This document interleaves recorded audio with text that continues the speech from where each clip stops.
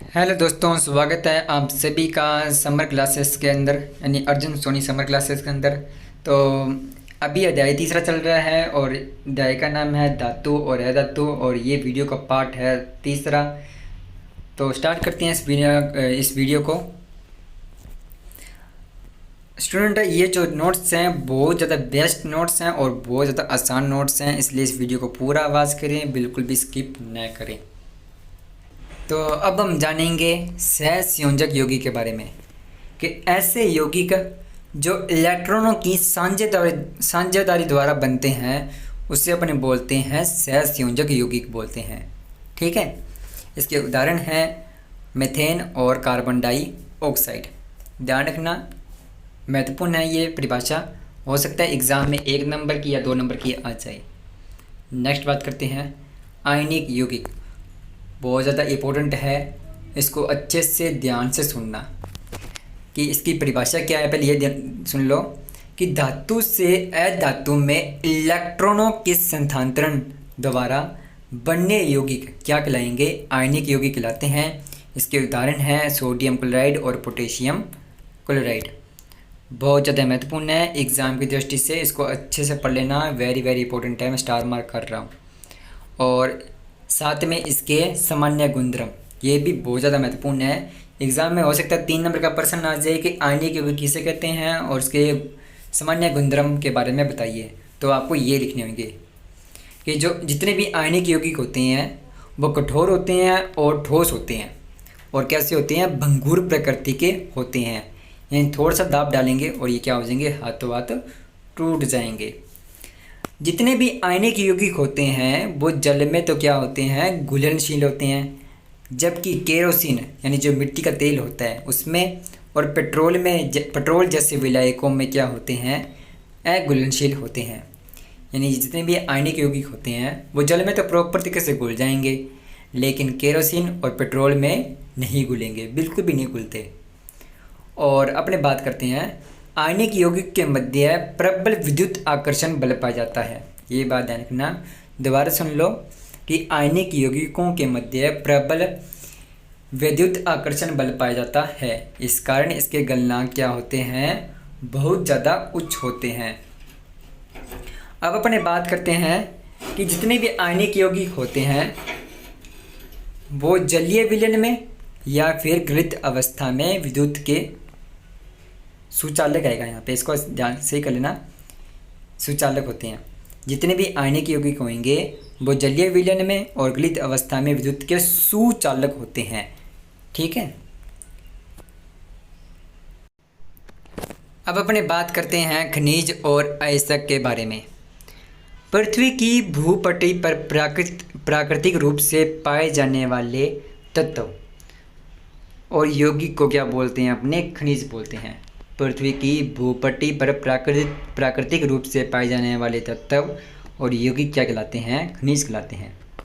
और जिन खनिजों में किसी विशेष यौगिक या फिर धातु की मात्रा अधिक होती है, कोई भी खनिज है और उसमें कोई विशेष यौगिक हो गया या फिर कोई धातु होगी जिसकी मात्रा बहुत ज़्यादा है और जिसे निकालना अपने लिए क्या होता है? बहुत ज़्यादा लाभकारी होता है। ठीक है, जिन खनिजों को निकालना लाभकारी हो और जिसमें किसी धातु विशेष की या फिर यौगिक की मात्रा क्या हो? बहुत ज़्यादा हो, उसे अपने क्या बोलते हैं? अयस्क कहते हैं। अयस्क से धातु को प्राप्त करने के लिए उसका निष्कर्षण किया जाता है। निष्कर्षण का मतलब होता है उसे शुद्ध किया जाता है। ठीक है, अब अपने बात करते हैं गैंग किसे बोलते हैं? गैंग, ये वो मास्टर गैंग नहीं है, क्योंकि गैंग स्टार वाला गैंग नहीं है। ये गैंग होता है पृथ्वी से खनिज अयस्कों को निकालते समय। पृथ्वी से अभी जब अपने खनिज अयस्कों को निकालते समय क्या होता है? उनमें कई अशुद्धियाँ होती है, जैसे कि रेत, मिट्टी आदि होती है।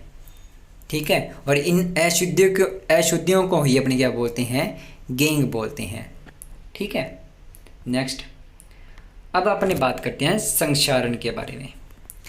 जब कोई धातु अम्ल या क्षार या वायु से सीधे संपर्क में आती है तो वह क्या हो जाती है, संक्षारित। इसका मतलब है खराब हो जाती है, और इससे अपने क्या बोलते हैं, संक्षारण कहते हैं। जैसे चांदी का ऑक्सीजन के कारण, यानी जब चांदी का ऑक्सीकृत हो जाती है, जब चांदी का ऑक्सीकरण हो जाता है तो वह काली हो जाती है। और जब कॉपर पर जल और कार्बन डाइऑक्साइड के जब कॉपर की अभिक्रिया जल और कार्बन डाइऑक्साइड के साथ होती है तो उसके ऊपर हरे रंग की परत जड़ जाती है, जिसके कारण क्या हो जाता है, कॉपर भी खराब हो जाता है, यानी कि तांबा खराब हो जाता है। जब लोहे की अभिक्रिया जल और ऑक्सीजन के साथ होती है तो उसके ऊपर भूरे रंग की एक परत जम जाती है, जिसे अपने बोलते हैं जंग बोलते हैं। इस तरीके से क्या आती है, धातुएं वगैरह खराब हो जाती है, और इस खराब होने को अपने क्या बोलते हैं, साइंस की भाषा में संक्षारण कहते हैं। ठीक है, नेक्स्ट बात करते हैं। अब देखते हैं संक्षारण को रोकने के उपाय कौन कौन से हैं। महत्वपूर्ण है, एग्जाम में हो सकता है आपसे 3 नंबर का 2 नंबर का पूछ ले, तो इसको अच्छे से याद रखना। संक्षारण को रोकने के उपाय हैं, यशद लेपन द्वारा से रोक सकते हैं। यशद लेपन होता है किसी धातु के ऊपर जस्ते की परत चढ़ाना। ठीक है, किसी धातु के ऊपर जस्ते की परत चढ़ाना क्या कहलाती है, यशद लेपन, या इसे बोलते हैं गैल्वेनीकरण बोलते हैं। ठीक है, ये बात याद करना। तो यशद लेपन द्वारा अपने संक्षारण को रोक सकते हैं। क्रोमियम की परत चढ़ाकर इसे रोक सकते हैं, पेंट करके रोक सकते हैं, मिश्र धातु बनाकर रोक सकते हैं, ग्रीस लगाकर रोक सकते हैं, तेल लगाकर रोक सकते हैं, और एनोडीकरण द्वारा भी अपने से क्या कर सकते हैं, संक्षारण को रोक सकते हैं। मैं आशा करता हूँ कि आपको यहाँ तक समझ में आ गया होगा। नेक्स्ट बात करते हैं मिश्र धातु की।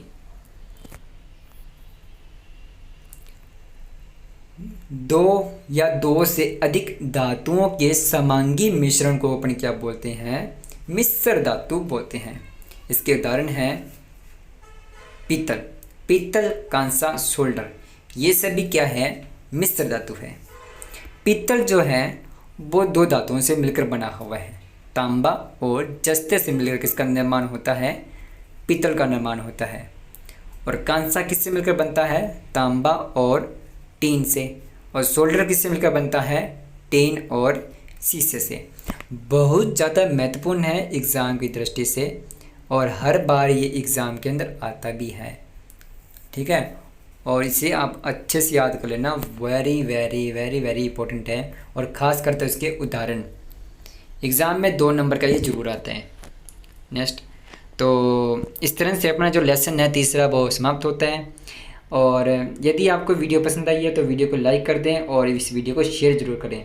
यदि आप ऐसी इन्फॉर्मेशन पाना चाहते हैं साइंस के बारे में तो इस चैनल को सब्सक्राइब भी ज़रूर कर लें। Thanks for watching. मिलेंगे आपसे नेक्स्ट वीडियो में।